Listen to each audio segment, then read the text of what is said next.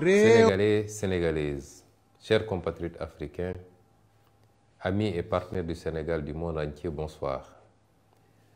Je me permets, à travers cette courte vidéo, de revenir avec vous sur les derniers événements qui ont frappé notre pays, le Sénégal, et qui ont fini de révéler ou de confirmer au monde entier, mais surtout au peuple sénégalais, le véritable visage du président Macky Sall.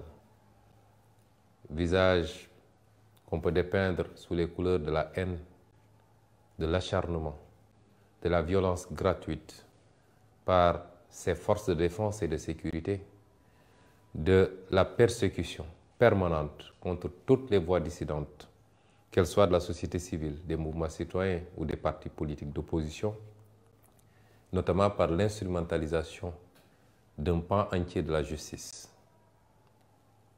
Pour tous ceux qui en doutaient encore, ce qui s'est passé aujourd'hui en est une parfaite illustration. Je commencerai par regretter les nombreuses arrestations de ce jour. Mais je commencerai surtout par regretter le lourd tribut payé encore par la ville de Bignona. On nous signale 2 blessés graves, l'un ayant perdu un œil et l'autre ayant perdu quasiment son organe génital à partir des manifestations et parce que des balles réelles auraient été tirées par les forces de l'ordre. Ces crimes et forfaitures ne resteront pas impunis. Nous l'avons dit et redit. Tout ce qui s'est passé ces 12 dernières années et qui a occasionné de lourds dégâts, de lourdes pertes en vies humaines, en intégrité, en atteinte aux intégrités physiques, mais également en emprisonnement fortuit et gratuit, ne restera pas impuni. Chers compatriotes, ce qui s'est passé aujourd'hui illustre à suffisance tous les aspects que je viens d'évoquer. D'abord, ce qui s'est passé le matin en quittant mon domicile, où encore une fois, les forces de défense et de sécurité ont obstrué le passage pour essayer de nous imposer une trajectoire, un itinéraire, ce que nous avons refusé, allant jusqu'à heurter des véhicules de notre convoi. Ce qui s'est passé ensuite au niveau du palais de justice, où le juge en charge de ce dossier a voulu, pour des raisons que personne ne comprend, retenir ce dossier aujourd'hui et le juger, le vider aujourd'hui même. Alors que quasiment tous mes avocats venaient juste de se constituer et n'avaient pas eu accès au dossier, et que les avocats qui en avaient eu accès n'avaient eu accès qu'à une partie du dossier. C'est extrêmement grave. C'est d'autant plus grave que le juge n'a présenté comme motivation à cette attitude que le fait qu'à chaque fois qu'Ousmane Sonko était convoqué, l'État était obligé de mobiliser toutes les forces de sécurité et de défense, et que ça coûtait très cher à l'État sénégalais. Avons-nous été demandeurs de ces procès ridicules?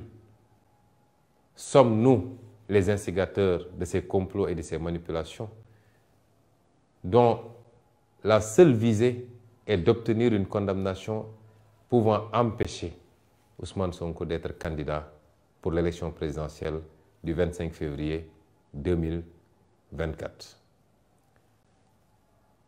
Est-ce que cela peut justifier qu'on empiète, qu'on piétine, qu'on viole les droits de la défense, qui sont mes droits en l'occurrence, simplement parce que la mobilisation de ces dispositifs des forces de sécurité et de défense coûte très cher à l'État du Sénégal? Qu'un juge puisse réagir comme ça est suffisamment inquiétant et doit nous préoccuper par rapport à son indépendance, puisqu'il a pris des instructions pour parler ainsi.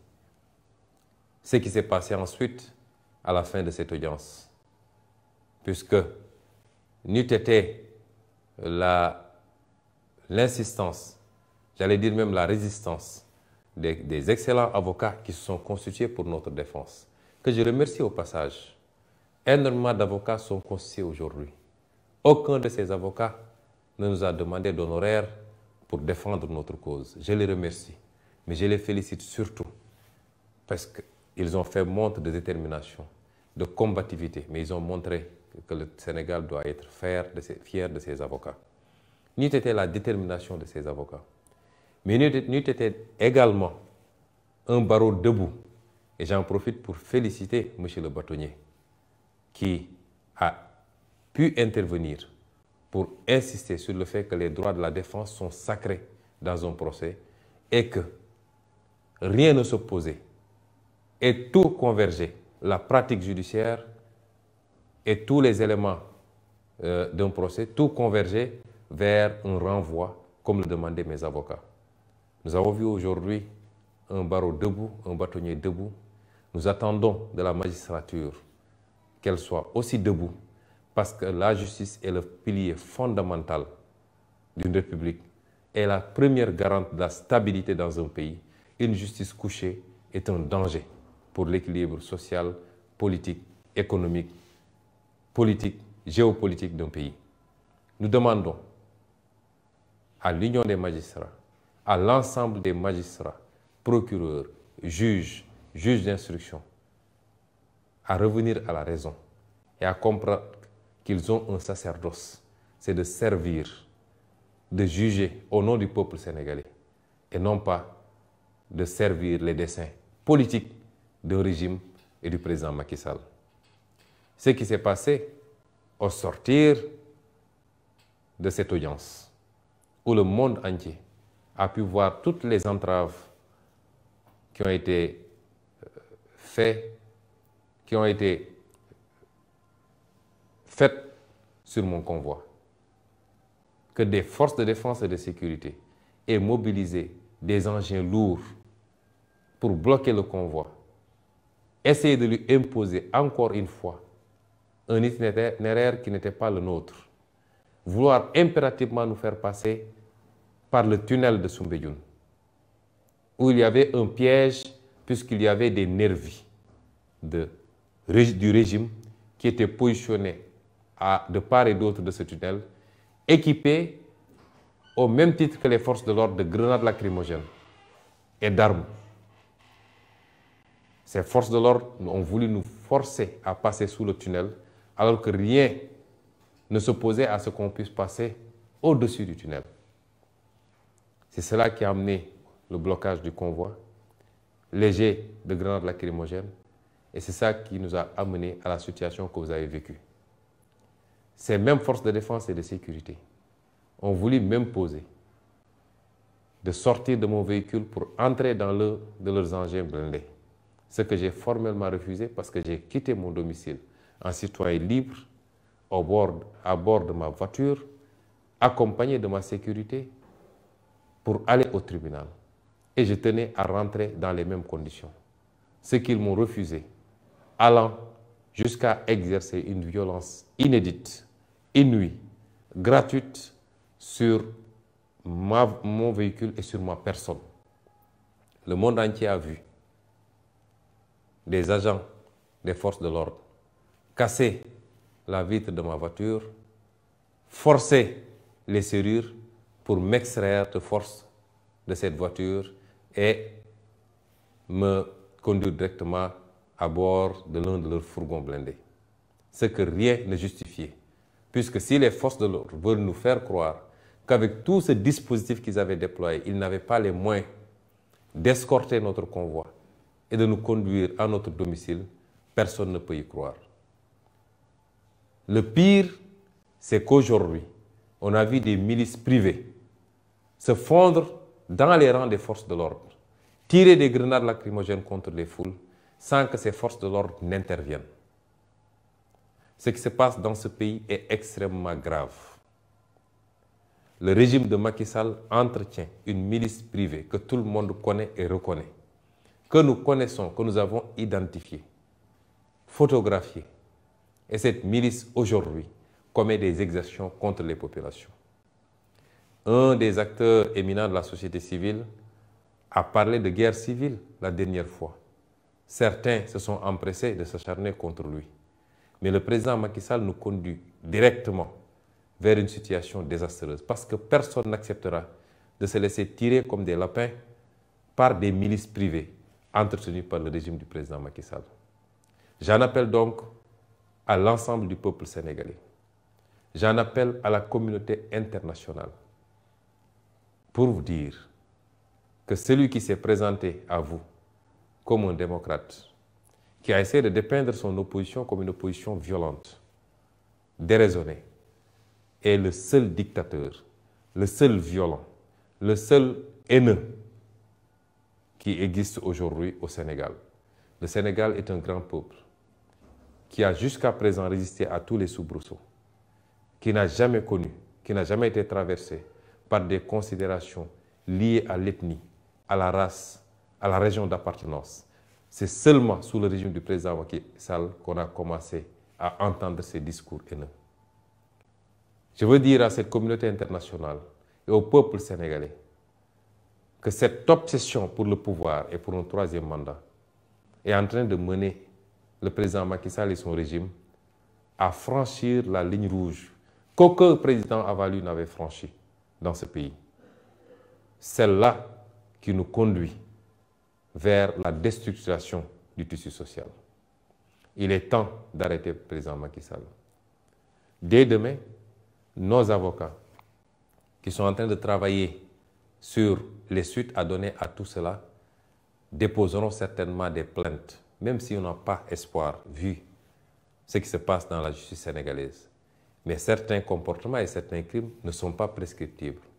Contre tous les acteurs qui ont été mêlés à ces exactions, à commencer par le ministre de l'Intérieur, les généraux et chefs de la police qui sont mêlés à qui sont les donneurs d'ordre, les commissaires et autres commandants qui y sont directement mêlés, des plaintes seront déposées parce que nous ne laisserons pas passer de telles attitudes qui ne relèvent pas d'une police nationale, mais qui sont des attitudes de banditisme. Comment pouvez-vous imaginer qu'un grand avocat comme Maître Clédor Ciré Ly, l'un des meilleurs d'Afrique de l'Ouest, procédurier et pénaliste, ait été brutalisé, extrait de force de la voiture pour être conduit dans un fourgon blindé? Comment pouvez-vous expliquer qu'un avocat qui a plus de 42 années de barre comme Kawsu Kaba Bodian, plus de 80 ans, soit aujourd'hui brutalisé, qui ne présentait aucun risque, aucune menace pour ses forces de défense et de sécurité? Comment pouvez-vous expliquer ça? Qu'est-ce qui peut justifier ces actes gratuits de violence et de vandalisme policier sur ordre du président Macky Sall et de son ministre de l'Intérieur? Ce qui se passe au Sénégal est suffisamment grave pour alerter tous les démocrates, alerter tous les républicains, alerter le monde entier, puisque depuis des années, les droits et libertés sont piétinés. La démocratie est à l'agonie. Je féliciterai et je remercierai tous les acteurs politiques, tous les acteurs de la société civile qui se sont offusqués de cette situation, parce qu'on sort carrément du cadre de la politique. Je veux dire aux Sénégalais que nous sommes en train de nous approcher dangereusement de la ligne rouge. Et celui qui n'en est pas conscient devrait prendre conscience parce qu'il est temps. Celui qui en est conscient et qui observe en spectateur doit comprendre qu'il ne sera pas épargné si cette situation parvenait à arriver à cette ligne rouge. Je voudrais également dire qu'on ne peut pas arrêter la mer avec ses bras. Ce qui inquiète le président Macky Sall et son régime, c'est qu'il est même mal à l'aise. C'est cette déferlante humaine à chaque fois que nous sortons. Cette popularité grandissante. Je l'ai toujours dit, ce n'est pas un mérite. Et les Sénégalais ne nous suivent pas, n'adhèrent pas à notre discours et à notre projet par rapport à notre personne. Nous avons beaucoup travaillé à faire comprendre aux Sénégalais là où nous voulons aller. Ce combat pour la souveraineté, ce combat pour la dignité recouvrée, ce combat pour la réappropriation de notre destin national. C'est ce que les Sénégalais ont compris. Et c'est pourquoi ces milliers, ces millions de jeunes sortent à chaque fois pour suivre nos convois, pour adhérer à ce projet. C'est pourquoi ces milliers d'intellectuels adhèrent à ce projet. C'est pourquoi la diaspora, dans presque sa globalité, adhère à ce projet. C'est pourquoi même les forces de défense et de sécurité, qui exécutent des ordres, souvent malgré eux, adhèrent à ce projet. C'est pourquoi tous nos compatriotes africains nous suivent de très près, comprennent le discours et adhèrent à ce projet. Si le président Macky Sall pense qu'il peut arrêter cela par l'intimidation, par l'instrumentalisation de la justice, par la violence gratuite, il se trompe et il est temps qu'il revienne à la raison. C'est la dernière fois que je le dirai. Je veux féliciter le peuple sénégalais, féliciter cette jeunesse formidable et terminer par vous dire ce que je vous ai toujours dit. Nous ne vous décevrons jamais. Nous ne vous trahirons jamais. Ce combat est le nôtre. Vous avez droit à la même prospérité, au même progrès, au même bonheur, au même espoir que tous les peuples du monde. Nous ne vous décevrons jamais. Je terminerai enfin par souhaiter au peuple américain une bonne fête d'anniversaire. Parce qu'aujourd'hui, j'aurais dû être à l'ambassade des États-Unis sur invitation de l'ambassadeur. Au moment où je vous parle, j'aurais dû être à cette ambassade pour célébrer avec eux, avec ce grand peuple américain, sa fête d'indépendance. Je suis, malgré moi, sous résidence surveillée et de manière tout à fait illégale parce qu'aucun juge n'a décerné une ordonnance pour que je sois sous résidence surveillée. On me refuse tout déplacement hors de mon domicile, barricadé par des chars de combat, par des dragons, par des véhicules lourds et par des centaines et des centaines de policiers et de gendarmes. Je voudrais dire au monde